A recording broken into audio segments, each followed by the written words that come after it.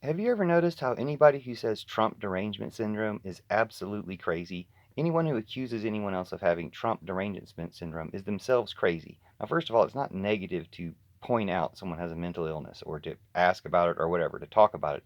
It's actually a good thing and helpful to be able to talk about it so people can get help. But the people who need help are the people who have the mental illness.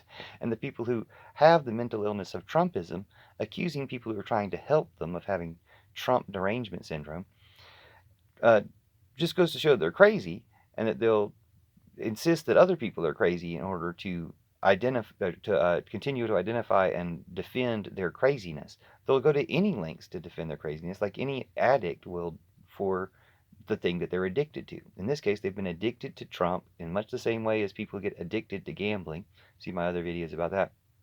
And it's a mental addiction, which makes it really hard to fight because it becomes really powerful. Your brain is doing it to itself. Or, Putin and Trump and these evil people working along with them are using your brain to create you as a mentally addicted and mentally unbalanced or disturbed or diseased person.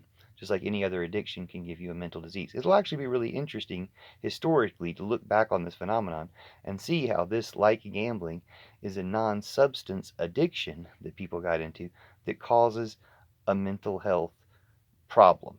So, Trump derangement syndrome is actually the thing that Trumpers suffer from, and they're trained by Nazi tactics to accuse others of what they're guilty of. So all their accusations are confessions. And they're talking about all the things they're going to do when they're you know they're going to stop a threat to America, for instance, when they're the biggest threat to America.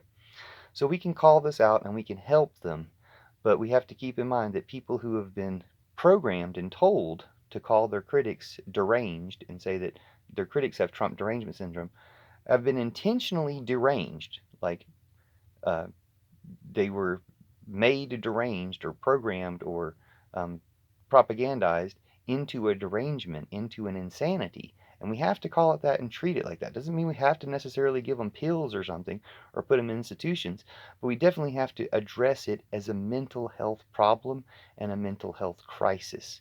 And it proves that they knew they were creating a mental health crisis many, many years ago when they started saying TDS, Trump derangement syndrome, to any critics. First of all, keep in mind, they're saying that a mental health problem, if you had one, would be something to be ashamed of or trying to make fun of you. That's wrong and shows that they're wrong minded and harmfully thinking people. I'm not saying that. I'm saying something that they need to be not ashamed of. They're obviously really proud of it. So they need to recognize what it is so they can address it. And it is something to be ashamed of. Racism and this hyper nationalism, Christian nationalism, all that stuff is something to be ashamed of. Church of Judas can help you out of the Christian part.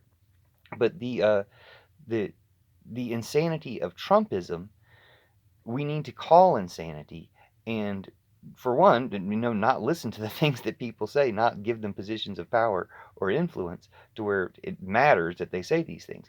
But we need to recognize that it's a form of insanity, that it's a programmed form of insanity, kind of like gambling is. Someone's orchestrating trying to get more people to gamble.